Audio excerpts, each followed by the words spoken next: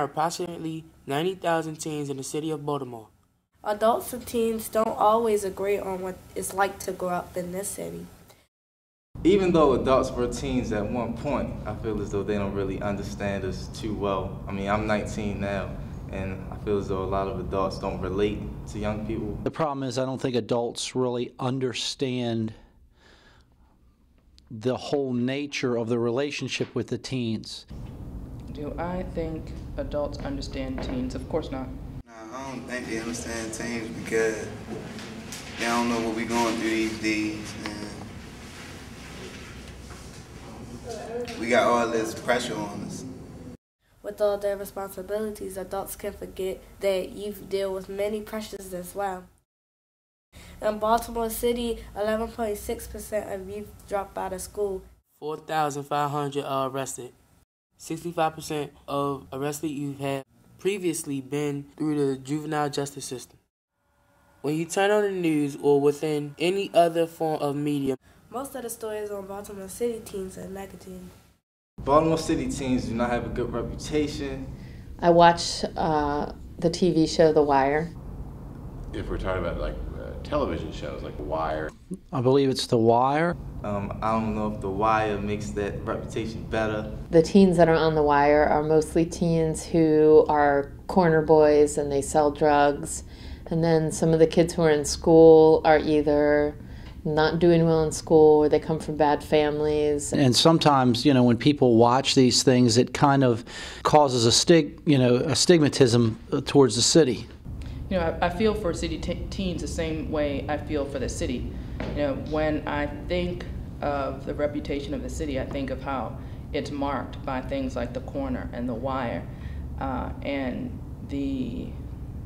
what I think is unfair treatment in the press. The people who get covered in the news media oftentimes are the people who have broken the law. So we'll hear about kids, or adults for that matter, who have just done something bad. I think a lot of it is to get more viewers because it's more interesting when you see somebody younger getting in trouble. Well, I kind of think that a lot of times at the media, they tend to report more of youth doing things that are not good. So I think that what they really need to do is to start focusing on teens that are actually doing something in the community, more positive roles instead of negative roles. The kids who get in trouble or the kids who are doing something they shouldn't be doing get a disproportionate amount of the coverage.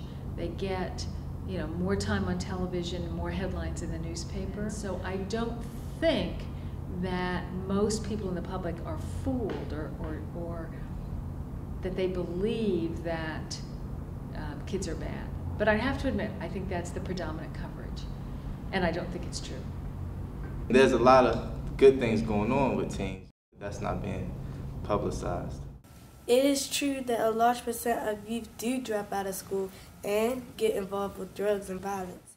But how can you expect teens to act so positively when they are portrayed so negatively? In order to improve public safety, the governor of Maryland, Martin O'Malley, former mayor of Baltimore, proposed that at-risk youth be electronically monitored by GPS tracking system. If passed, the legislation would have put $1 million towards this GPS system that at-risk youth would wear as bracelets on their ankles. My first impression of that is that the message could be scary. The message of that law could be, we don't trust kids and we need to keep track of them. I presume that it's a proposal that came out of concern.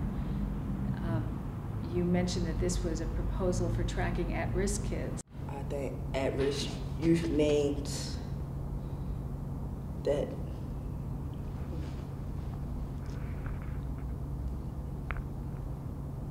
The question is the definition of at-risk youth.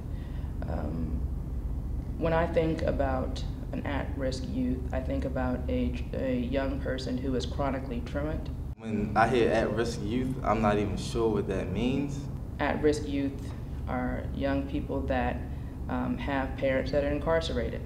Like, I think maybe I'm considered an at-risk youth because of where I live. At-risk youth are young people who are having unprotected sex with multiple partners. Students who go to certain schools are considered at-risk youth. At-risk youth do not have parental supervision. I guess like youth that's living in an environment that puts them at risk of getting in trouble with the law. That is an at-risk youth. Well, once they start calling somebody at risk, the message is that they think something bad's going to happen. I think it sends a message that that we have a lot of troubled youth, and it's kind of gotten out of hand that they really don't have any other way to deal with the situation. So because the parents aren't really involved in helping their troubled youth, so that's the only thing that they can come up with to try to cure the problem. The last time I remember a tracking system being used or hearing about it was for like an endangered species of animals, and well, people aren't animals and they shouldn't have a tracking system on them. It's like it goes against human rights, and people should be able to live their lives even if they've done something wrong.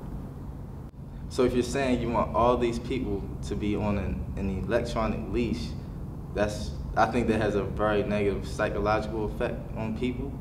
And to have the governor, who's supposed to be like the leader of this state, put that out there, and once that to happen, it will put the funding into that instead of into schools and things to prevent crime and things like that. That's a very negative message.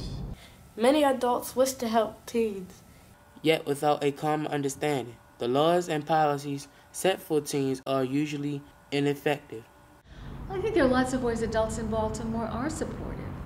It would be great if our government, both our state government and our city government, could put more money into building great school facilities and great after-school programs and more teachers in the classrooms. I think there's an ongoing pressure there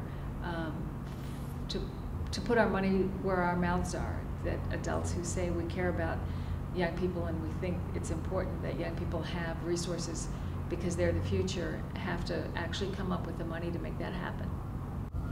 Probably the biggest single thing would be that we as adults can respect and value and honor what it is you have to teach us and what it is you have to tell us about what it's like growing up now as opposed to what it was like growing up when we grew up. We have to create our own opportunities within young people in the city, because we can't expect Sheila Dixon or O'Malley to create opportunities for us. Teens, talk to adults. Let them hear about the positive things you do. Adults, spend time with the teens around you. Listen when they cry out, and you will understand them.